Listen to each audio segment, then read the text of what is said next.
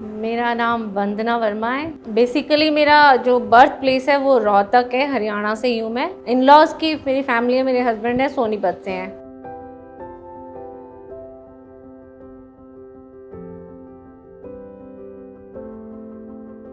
सो 2005 में हम लोग गुड़गांव आए थे।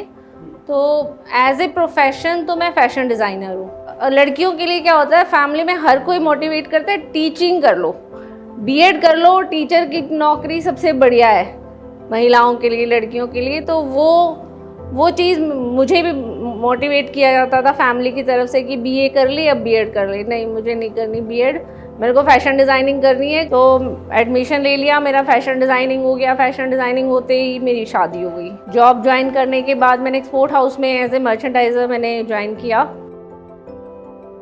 सोनीपत में ही एक एनजीओ गवर्नमेंट प्रोजेक्ट चला रही थी, उसमें मैंने as a programme officer join किया।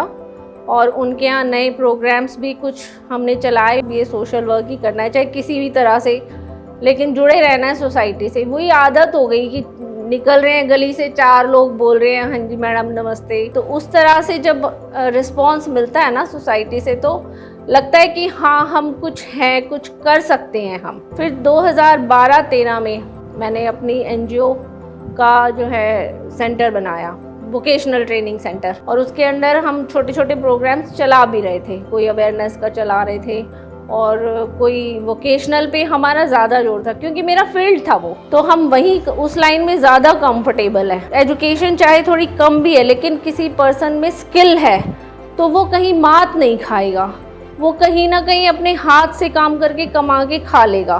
तो हमारे ये था कि स्किल्स आनी बहुत ज़रूरी है।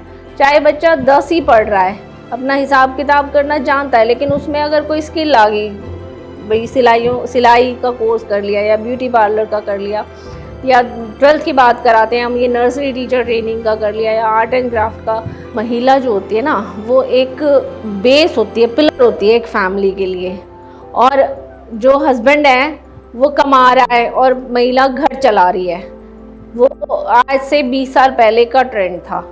लेकिन आज के टाइम पे जैसे कि महंगाई बढ़ रही है और जो है एक्सप्लोरेशन, बच्चों के लिए भी एक्सप्लोरेशन बढ़ रही है। हर कोई चाहता है कि हमारे बच्चे सिर्फ एजुकेशन ना करके कुछ अलग भी करें, कुछ हटके भी करें। तो उसके लिए हर चीज़ के लिए पैसा भी चाहिए। बहुत सारी हैं, जैसे हम हैं या और भी हैं, कोई इंजीनियर है, कोई वकील है, वो इनकम जॉब करके या बिजनेस करके इनकम ले रही है। लेकिन जो कम पढ़ी लिखी महिलाएं हैं, उनके मन में भी आता है कि हम भी अपनी फैमिली को सपोर्ट करें फाइनेंशियली। वैसे तो कर ही रहे हैं, सपोर्ट तो सारा महिला का है, लेकिन फाइनेंशियली सपोर्ट करें। वो कैसे करें?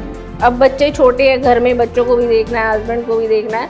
तो हम इस तरह की स्किल को प्रमोट करते हैं कि वो सीख के घर से भी काम कर सके। बहुत सारी महिलाएं ऐसी हैं जो हमारे यहाँ से सिलाई का कोर्स करके गई हैं, ड्रेस डिज़ाइनिंग का कोर्स करके गई हैं।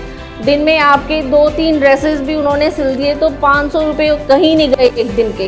हमने देखा है कि महिलाओं का इकोनॉमिक स्टेटस बढ़ गया। जहाँ वो पैदल चलते थे, 2 व्हीलर ले लिया, मैडम एक्टिवा ले ली मैंने। अब कहीं बाजार जाना होता है ना, कोई दिक्कत नहीं होती, आराम से चली जाती हूँ, सामान अपना ले आती हूँ। हम लोग ना एक स्लम टाइप के एरिया में बैठे हुए हैं, तो हमारे पास जो आते हैं ना, ज़्यादातर लोअर इनकम ग्रुप और लोअर मिडिल इनकम ग्रुप की महिलाएं आती हैं। और ज़्यादातर ऐसी आती हैं जो जिनके हस्बैंड लेबर का काम कर रहे हैं, या वो खुद भी लेबर का काम कर रहे हैं। कुछ घंटे हैं उनके पास, 2-4 घंटे, उसमें आके वो सीख रही हैं। या वो नहीं सीख पा रही तो अपनी बेटी, जो उसकी बेटी 10वीं पास कर गई है, आगे नहीं पढ़ा सकते उसको अभी, वो उनको भेज देते हैं कि तुम नर्सरी टीचर ट्रेनिंग का कोर्स करो या सिलाई का कोर्स करो, ताकि जो चीज़ हम फेस कर रहे हैं हमारी लड़कियां वो फेस ना करें, वो कुछ ना कुछ काम करें। जब ये लड़कियां हमारे यहाँ से कोर्स सीख के जाती हैं, कुछ स्किल सीख के जाती हैं,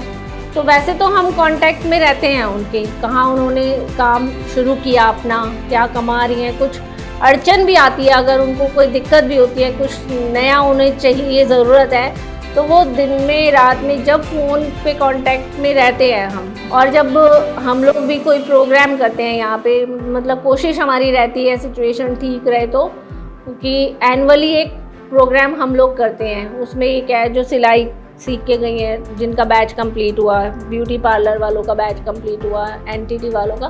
तो जो उन्होंने कोर्स ड्यूरेशन में काम सीखा और बनाया वो एग्जिबिट करते हैं। हम भी चाहते हैं कम्युनिटी देखे इनको, और उससे क्या होता है, स्टूडेंट्स जब कम्युनिटी से लोग आते हैं या हम किसी को एज ए गेस्ट बुलाते हैं, उनसे वो कम्युनिकेट करते हैं, तो उनका कॉन्फिडेंस लेवल बढ़ता है कि हमने ये काम बनाया, कोई आके उसको अप्रिशिएट कर रहा है, तो इट मीन्स हाँ हमने कुछ अच्छा सीखा है और हम और आगे कर सकते हैं।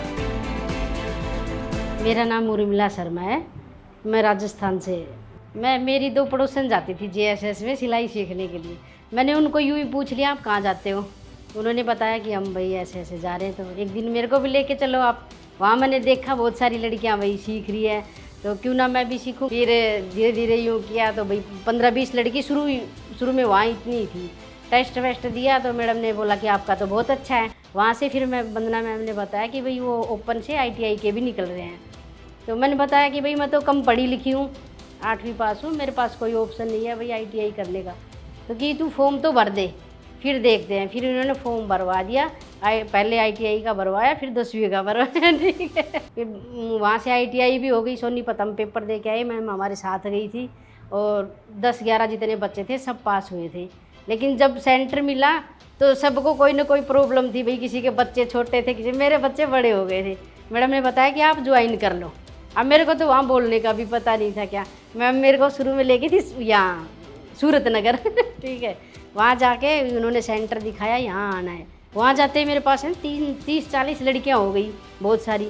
अब उनमें बैठ के मेरे को थोड़ा था तो सही अंदर से, ना बोलना आता था ना, और इतना भी नहीं था कि भाई मैम बता देती थी तो बाजू काट लेती थी।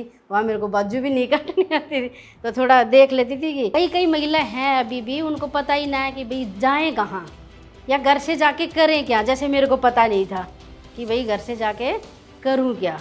अब वो किसी का सहयोग से यहाँ तक पहुँच जाती है तो अपने आप हम खींच लेते हैं कि भाई तू ये कर, तेरे को एनटीटी करना है, तू ज़्यादा पढ़ी लिखी है तो स्कूल में जॉब मिल जाएगी। भाई तेरे को सिलाई आती है तो फैशन डिजाइनिंग का कर ले, कुछ नहीं आता तो तू आजा सिलाई में आ जा, लेकिन निकल तो सही किसी के ज़रिए। और बिना पढ़ी लिखी भी है, जैसे एक भी अक्षर नहीं जानती कोई भी, वो भी है।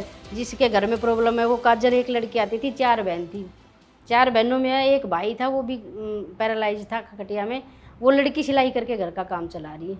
तो ऐसे ऐसे बहुत मतलब खुशी होती है, चाहे हम कुछ भी ना है लेकिन किसी के लिए कुछ है।